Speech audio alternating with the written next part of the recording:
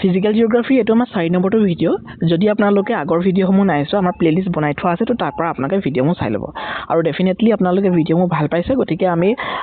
আপোনালোকৰ অনুৰোধ ৰক্ষা কৰি আমি মিক্স জিকেৰো এটা পাৰ্ট লৈ আহিম হয়তো আজি ভিডিঅ' দিবও পাৰোঁ মিক্স জিকেৰ ওপৰত গতিকে আপোনালোক আমাৰ সৈতে জড়িত হৈ থাকিব আৰু কেনেকুৱা পাইছে ভিডিঅ'সমূহ কমেণ্ট কৰিবলৈ নাপাহৰিব আজিৰ কুৱেশ্যন নম্বৰ 55ত আমি কি ৰাখিছোঁ ইতিমধ্যে 54 লৈকে যিহেতু আলোচনা কৰা হৈ গৈছে গতিকে 55ৰ পৰা আজি কুৱেশ্যনটো আৰম্ভ হৈছে ইয়াত কৈছে যে সামাৰ সলিষ্টিচ অকাৰ্ছ অন আমাৰ আৰ্টখনত যেতিয়া সামাৰ সলিষ্টিচ হয় তেতিয়া কোনটো ডেটত সামাৰ সলিষ্টিচ হয় আৰু এই সামাৰ সলিষ্টিচত কি হয় আপোনালোকৰ দিনটো দীঘল হয় ৰাতিটো ছুটি হয় বা সেই বুলিও সুধিব পাৰে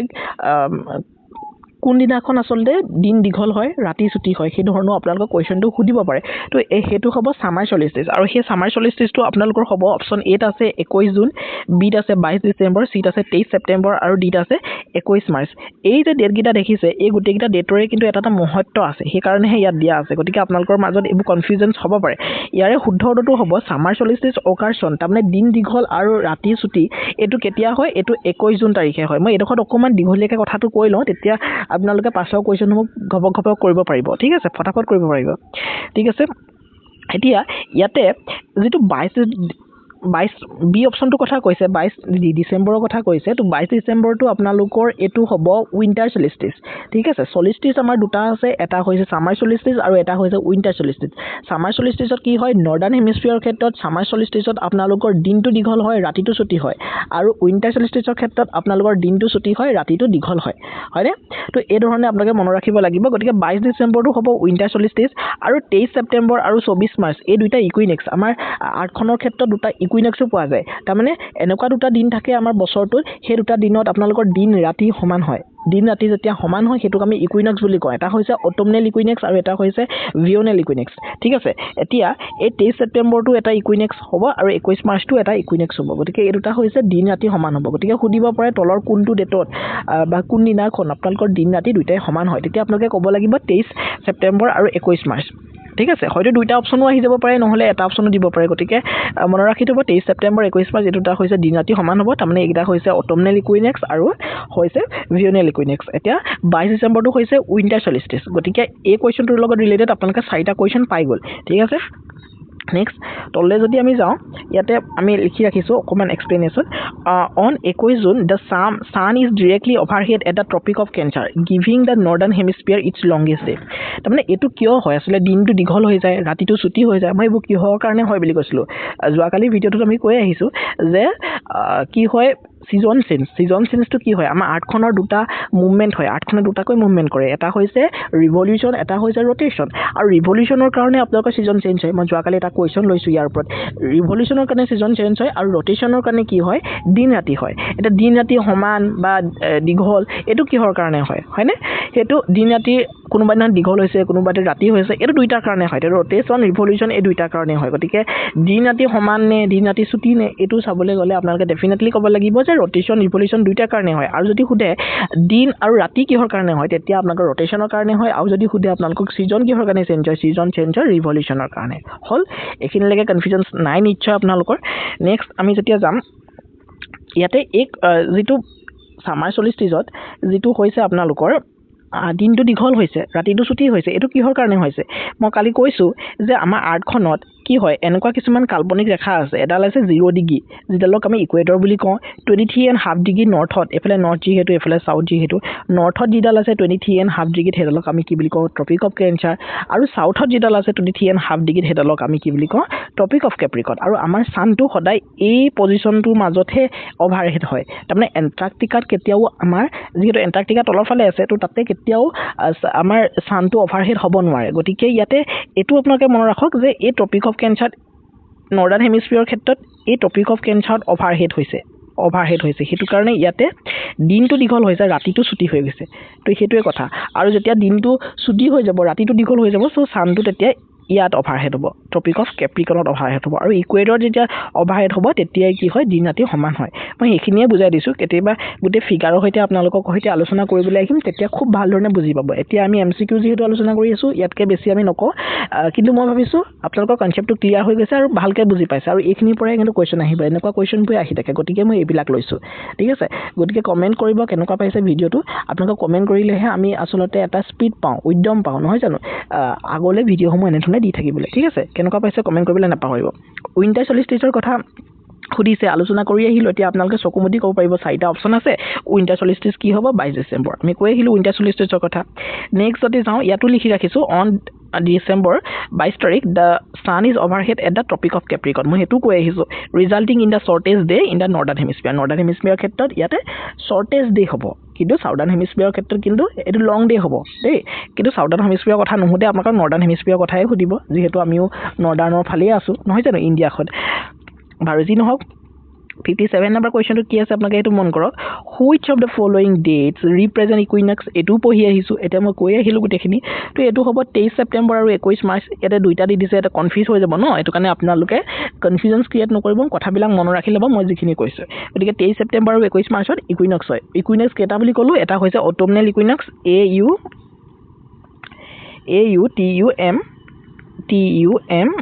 AUTUMNAL অটোমনেল ইকুইনক্সটো স্পেলিং আছে আৰু আনটো হৈছে আপোনালোকৰ ভিঅনেল ইকুইনক্স VEONAL লিখি ৰাখিব এইকেইটা ইকুইনক্স দুটা আৰু আপোনালোকৰ সলিষ্টিচো দুটা ঠিক আছে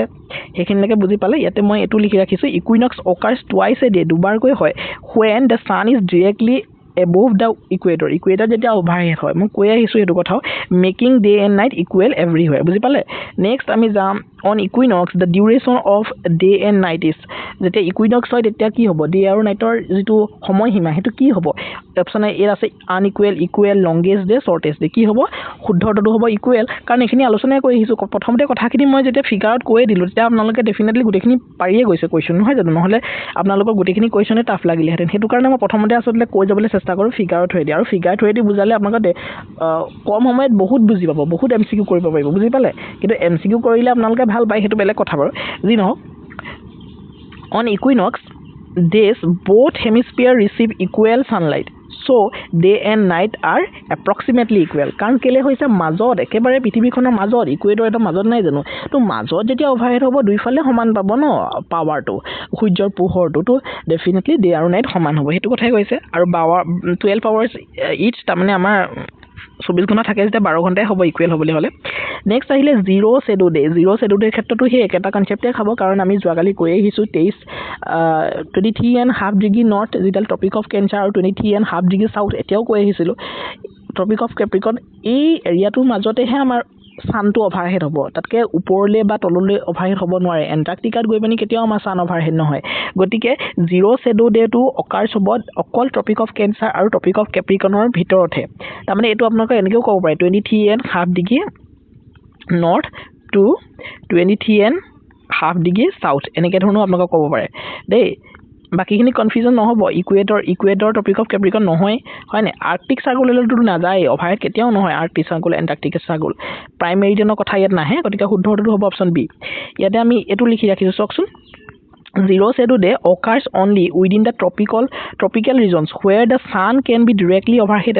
এট নুন ঠিক আছে তো zero' shadow day occurs only within the tropical ৰিজনতহে হ'ব where the sun can be directly overhead at noon তাৰমানে নুনত একেবাৰে ডিৰেক্টলি অভাৰহেড হয় তেতিয়া জিৰ' শ্বেডো ডে হ'ব নহয় জানো হুৱেন ডজ এপিহিলিয়ন অকাৰ নতুন এটা কনচেপ্ট আহিলে এপিহিলিয়ন আৰু পেৰিহিলিয়ন দুটা কনচেপ্ট আছে এটা হৈছে এপিহিলিয়ন আৰু এটা হৈছে পেৰিহিলিয়ন এপিহিলিয়ন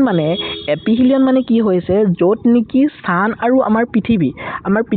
আৰ্থ আৰু ছানটোৰ ডিষ্টেঞ্চটো এটা সময়ত কি হয় একেবাৰে কমি যায় আৰু এটা সময়ত আৰ্থ আৰু ছানটোৰ ডিষ্টেঞ্চটো একেবাৰে বাঢ়ি যায় তো একেবাৰে বাঢ়ি গ'লে মেক্সিমাম 152 কিলোমিটাৰ হয় আৰু সেই একেবাৰে যেতিয়া বাঢ়ি যায় সেইটোক আমি এপিহিলিয়ন বুলি কওঁ আৰ্থ আৰু ছানৰ মাজৰ ডিষ্টেঞ্চটো বহুত বেছি মানে বাঢ়ি যায় তো সেইটোক আমি এপিহিলিয়ন বুলি কওঁ আৰু আৰ্থ আৰু ছানৰ ডিষ্টেঞ্চটো যেতিয়া একেবাৰে কমি আহে একেবাৰে মানে কি আৰু ন্যূনতম 149 147 এনেকুৱা সামথিং আছিলে মই পাহৰি গৈছোঁ আই থিংক ইমানেই আছিলে তো তেতিয়া সেইটোক আমি কওঁ পেৰিহিলিয়ন গতিকে এপিহিলিয়ন আৰু পেৰিহিলিয়নৰ কনচেপ্টটো বুজি পালে এপিহিলিয়নত আপোনালোকৰ 152 মিলিয়ন কিলোমিটাৰ আপোনালোকৰ চান আৰু পৃথিৱীৰ মাজৰ দূৰত্বটো হয় যেটো ম্যাক্সিমাম হয় তাতকৈ আৰু বাঢ়িব নোৱাৰে হেতু এপিহিলিয়ন আৰু এপিহিলিয়নটো হয় 4 জুলাই তাৰিখে ঠিক আছে এপিহিলিয়নটো 4 জুলাই তাৰিখে হয় নেক্সট পেৰিহিলিয়নত কি হয় চান আৰু আৰ্থৰ মাজৰ দূৰত্বটো কমি আহি 147.5 মিলিয়ন কিলোমিটাৰলৈকে কমি আহে তো তেতিয়া সেই ডেটো হ'ব পেৰিহিলিয়ন আৰু সেই ডেটো তাতকৈ আৰু নকমে সেই ডেটো পেৰিহিলিয়ন হ'ব আৰু সেই পেৰিহিলিয়নটো আপোনালোকৰ 3 জানুৱাৰী তাৰিখে হয় নেক্সট এটো অপচন আমি হেতু কোৱেশ্চন ৰাখিছো around 4 July earth is the farthest distance from the sun তাৰমানে বেছি ডিসটেন্স সেই 4 জুলাইতে হয় আৰু হেতু 152 মিলিয়ন কিলোমিটাৰ হয় ঠিক আছে তাতকৈ আৰু আৰ্থ আৰু সানৰ ডিসটেন্সটো বাঢ়ি নাযায় কাৰণ এটো কেলে হৈছে ৰিভলিউচনৰ কাৰণে হৈছে হয়নে next what happens during ephelion hole ki hoy etu koi ahilu earth is closest to the sun nohoy usorle nahe yes earth is farthest from the sun ephelion durole jay je hetu farthest hobo day and night are equal nohoy sun is overhead at equator etu nohoy next yatu ami common concept ot rakhisilu questions ephelion is the point arch orbit where the distance between earth and sun is maximum ঠিক আছে Next 62 number question at পেৰিহিলিয়নৰ কথা আহি গল এটো পঢ়িয়া আহিছো যেহেতু 3 জানুৱাৰী হ'ব আপোনালোকে বুজিয়ে পাইছে মই কৈ আহিলো 3 জানুৱাৰী তাৰিখে 18 সানৰ মাজৰ ডিসটেন্সটো একেবাৰে কমি যায় তো কমি যোৱাৰ লগে লগে এটো পেৰিহিলিয়ন হৈ গল আৰু পেৰিহিলিয়ন হৈ গল 3 জানুৱাৰী তাৰিখ around 3 January earth is closest to the sun called perihelion ঠিক আছে next 63 number question কি আছে একটা কথাই কৈছে যে what happens during perihilionৰ সময়ত কি হয় earth আৰু সানৰ মাজৰ ডিসটেন্সটো কমি যায় একেবাৰে কমি যায় কিমান লাগে কমি আহে 147.5 মিলিয়ন কিলোমিটাৰ ঠিক আছে তো জেনাৰেলি ধৰা হয় আৰ্থ আৰু সানৰ মাজৰ ডিসটেন্সটো 150 মিলিয়ন কিলোমিটাৰ বাট 4 জুলাই তাৰিখে অকমান বাঢ়ি যায় বাঢ়ি গৈ পানি আপোনালোকৰ কিমান হয়গে 152 মিলিয়ন কিলোমিটাৰ হয় তাতকৈ আৰু নাবাঢ়ে আৰু একেবাৰে কমি কেতিয়া আহে 3 জানুৱাৰীতে কমি আহে পেৰিহিলিয়ন হলে কমি আহে আৰু 147.5 মিলিয়ন কিলোমিটাৰ হয় তাতকৈ আৰু কমিব নোৱাৰে বুজি পালে এটো ৰিভলিউচনৰ কাৰণে হৈ থাকে নেক্সট ইয়াতে আমি লিখি ৰাখিছো during perihelion earth reaches minimum distance from the earth through seasons are not caused by distance but by tilt গতিকে ইয়াৰে শুদ্ধতাটো কি হ'ব আপোনালোকে গমে পালে closest to the sun option B will be the correct answer next 64 number question কি আছে এতিয়া আহি গল আসলে ইন্টেৰিয়ৰ অফ আৰ্থ যেহেতু আমি ফিজিক্যাল জিওগ্ৰাফি পঢ়ি আহিছো গতিকে কেৱল এই ৰিভলিউচন ৰোটেশন এইবিলাক পঢ়ি থাকিলেও নহব নহয় জানো টপিক অফ ক্যান্সাৰ বা এনেকুৱা ধৰণৰ পঢ়ি থাকিলেও নহব ফিজিক্যাল জিওগ্ৰাফিত আন এটা পাৰ্ট হৈছে ইন্টেৰিয়ৰ অফ আৰ্থ তো আৰ্থখনৰ ইন্টেৰিয়ৰৰ কথা পঢ়িব লাগিব ভিতৰ ভাগৰ কথা পঢ়িব লাগিব তো আজিৰ এইটো কোৱেশ্চনৰ পৰা আমি ইন্টেৰিয়ৰ অফ আৰ্থৰ কোৱেশ্চন বিলাক পঢ়িম তাৰ পিছত এটমস্ফিয়াৰ বায়ুমণ্ডল এইবিলাকৰ কথালৈ যাম সৌৰজগতৰ কথালৈ যাম গতিকে গোটেই ফিজিক্যাল জিওগ্ৰাফি এই সিৰিজটো আমাৰ কমপ্লিট থাকিব গতিকে আপোনালোকে চিন্তা নকৰিব আমি এনেকৈ ধৰণে আপোনালোকৰ সৈতে সহযোগিতা আগবঢ়াই যাম মাত্ৰ আপোনালোকে আমাক কমেন্ট কৰিবলৈ নাপাহৰিব ইয়াতে আৰ্থ এটমস্ফিয়াৰৰ কথা যেতিয়া আমি আলোচনা কৰিবলৈ যাম তাৰ আগতে মই কিছুমান বস্তু যদি আপোনালোকক দেখাই লওঁ হয়তো তেতিয়া আপোনালোকৰ সুবিধা হ'ব কাৰণ তেতিয়া পাছৰ কোৱেশ্চনছ বিলাক আপোনালোকে কৰিবলৈ সুবিধা পাব এতিয়া আৰ্থখন আমাৰ কি হয় যদি দিস ইজ আৱাৰ আৰ্থ আমাৰ আৰ্থখন এনেকুৱা ধৰণে হয় নহয় জানো কৈ আহিলো আৰ্থখনৰ কি শেপ হয় কি কথা কেনেকুৱা ধৰণৰ হয়নে জিঅইড শেপৰ হয় কি কথা হেখিনি কৈ আহিলো এতিয়া আমাৰ দৰকাৰ নাই এতিয়া আমি আৰ্থৰ এনেকে এটা শেপ কাটি লম এনেকে শেপটা কাটি লৈ পিনি আমি এটা পঢ়িম তো আৰ্থখনৰ যদি আপোনালোকে ধৰে মই চাব হা এইখন সাপোজ আমাৰ আৰ্থৰ এটা শেপ আমি এনেকে ধৰণে কাটি ললো আমি বুজিবৰ কাৰণে ঠিক আছে এইটো আমি এনেকে ধৰণে কাটি ললো এতিয়া এই আৰ্থখনৰ তিনিটা এনেকে ধৰণে পোৰশন আছে প্ৰথমৰ ওপৰৰ পোৰশনটো হৈছে ক্ৰাষ্ট CRUST ক্ৰাষ্ট বুলি কয় যেটো ভুত্তক বুলি কয় অসমীয়াত নেক্সট আহিব সেকেন্ডটো হ'ব মেন্টেল MANTLE মেন্টেল যেটো আমি মধ্যমণ্ডল বুলি কওঁ আৰু থাৰ্ড আপোনালোকৰ আহিব যেটো আহিব কোৰ মানে মধ্যমণ্ডলটো আমি গুৰুমণ্ডল বুলিও ক'ব পাৰো আৰু এটো হ'ব কোৰ মানে হৈছে এটো হৈছে কেন্দ্ৰমণ্ডল আৰ্থখনৰ এটো কেন্দ্ৰ নহয় জানো এটো কেন্দ্ৰ গতিকে এইখিনি কথা আমি এতিয়া আলোচনা কৰিম এতিয়া এক ক্ৰাষ্টৰ বুলি কৈ দিয়াৰ লগে লগে খুব এটা কোৱেশ্চনছ মই দেখো যে এই ক্ৰাষ্টত কি বেছি থাকে ক্ৰাষ্টত থাকে শিয়াল আপোনালোকে মন ৰাখি থৈ দিবচোন এনেকে শিয়াল সীমা আৰু নিফ NIFE এই ওয়াৰ্ডগিটা মন ৰাখি থবচোন খুব পঢ়ি থাকিব শিয়াল সীমা নিফ আৰু ক্ৰাষ্ট কোৰ কাষ্ট মেণ্টেল কোৰ ঠিক আছে ক্ৰাষ্টত কি আছে চিয়াল আছে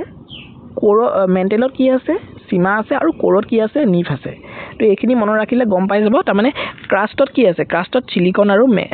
চিয়াল সিলিকন আৰু এলুমিনিয়াম আছে ঠিক আছে SI মানে সিলিকন আৰু L মানে হৈছে এলুমিনিয়াম আৰু এই মেণ্টেলত কি আছে সিলিকন SI মানে সিলিকন আৰু Ma মানে ম্যাগনেসিয়াম তো এইকেইটা বেছিকৈ পোৱা যায় আৰু কোৰত কি বেছি পোৱা যায় নিকেল বেছি পোৱা যায় আৰু এটো হৈছে আইৰন দেই এটো ফেৰাছ বুলি নাভাবিব এটো হৈছে আইৰন নিকেল আৰু আইৰন বেছি পোৱা যায় এতিয়া হেকিটা কোৱেশ্চন গম পালে খুব আহে ক্ৰাষ্টত কি বেছি পোৱা যায় কোৰত কি বেছি পোৱা যায় হয়নে আৰু মেণ্টেলত কি বেছি পোৱা যায় এনেকৈ ধৰণৰ কোৱেশ্চন আহা দেখা যায় তো এইখিনিলৈকে বুজি পালে নিশ্চয় এইকেইটা কোৱেশ্চন এটা বনিব এইকেইটা কোৱেশ্চন মনত ৰাখিব এতিয়া ইয়াৰ পাছতে এইকেইটা কোৱেশ্চন থাকিবই কিন্তু মই সুধিম তেতিয়া আপোনালোকে শুদ্ধ উত্তৰটো নিজৰ মাজতে দিব পাৰিব লাগিব এতিয়া মই যদি চাওঁ ইয়াতে মান ক্লিয়াৰ কৰি দিছো যেহেতু দেখিবলৈ বেয়া লাগিছে এতিয়া আমাৰ এই ক্ৰাষ্টখন এই যেটো ক্ৰাষ্ট পোৰ্শন এই ক্ৰাষ্ট পোৰ্শনৰ ওপৰতেটো আমি বসবাস কৰি আছো নহয় জানো পৃথিৱীখনৰটো ভিতৰত আমি সোমাই থকা নাই পৃথিৱীখনৰ ওপৰতে আমি বসবাস কৰি আছো ইয়াতে যদি এইবোৰ এনেকে পাহাৰ ভৈয়াম এনেকে ধৰণে থাকিব এইবিলাক হ'ব কন্টিনেন্টাল ক্ৰাষ্ট দুই প্ৰকাৰ এটা হৈছে কন্টিনেন্টাল ক্ৰাষ্ট আৰু এটা এনেকে ধৰণে জলাশয়ও থাকিব ইয়াতে ন জলাশয়ও থাকিব হেতু হ'ব কি হ'ব এটো হ'ব আপোনালোকৰ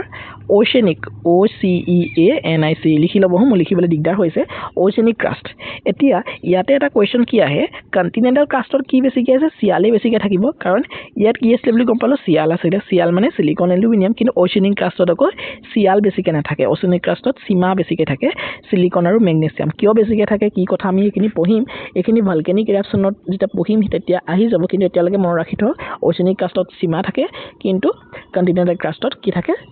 চিয়াল থাকে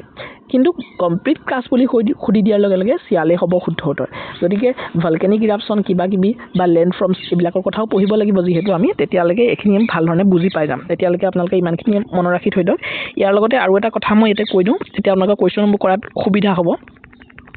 মই যদি ইয়াত কৈ দিওঁ আপোনালোকক মই অকমান ক্লিয়াৰ কৰি লৈছো ইয়াতে যেহেতু এই পোৰ্শনটোৰ পৰা এই পোৰ্শনটোলৈকে এডোখৰ হৈছে আপোনালোকৰ ক্ৰাষ্টটো 34 কিলোমিটাৰ বিস্তৃত আৰু এই যেটো মেণ্টেলটো 2900 2900 কিলোমিটাৰ বিস্তৃত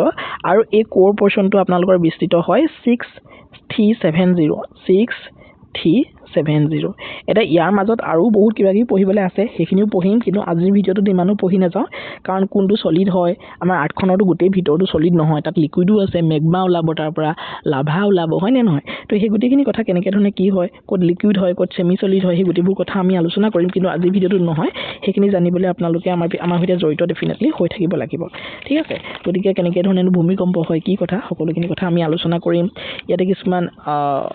ডিসকন্টিনিউটি আছে মোহৰবি ডিসকন্টিনিউটি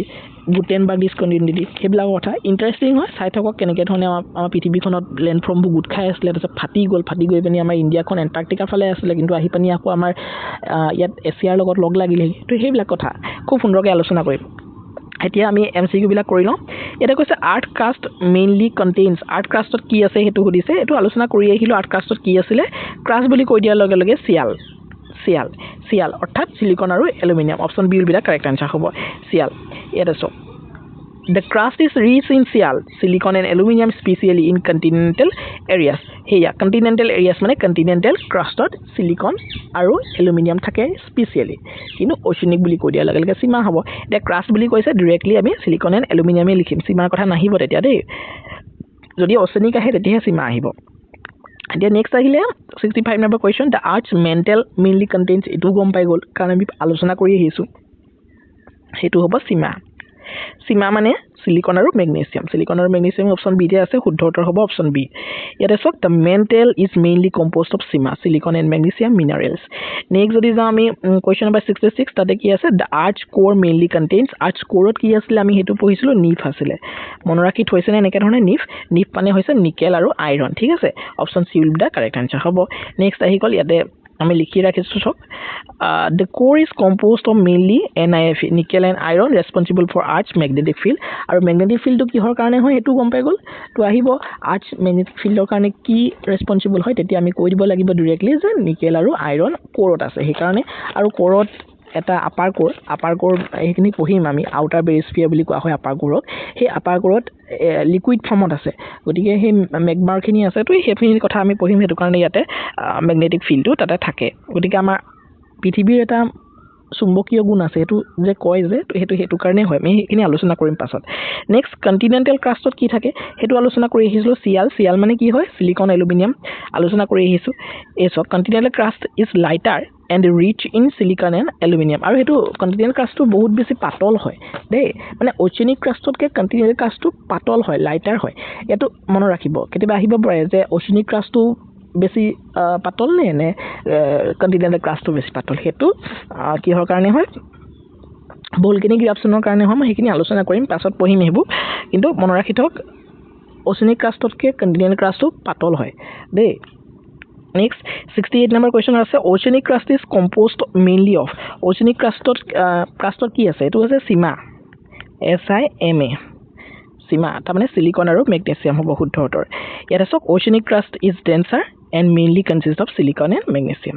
ঠিক আছে 69 নম্বৰ কুৱেশ্যন আছে the average thickness of earth's crust to কিমানলৈকে বিস্তৃত আলোচনা কৰি আহিছো 34 kilometre option C will be the correct answer ইয়াত লিখি ৰাখিছো average crust thickness is about 34 kilometer through it varies thinner under oceans thicker and under continents next 70 number কুৱেশ্যনত আছে the mental to কেতিয়ালে কিমানলৈকে আছে depth to কিমান হয় 2900 kilometre আলোচনা কৰি আহিছো কাৰণে খুব জলদি কৈ দিছো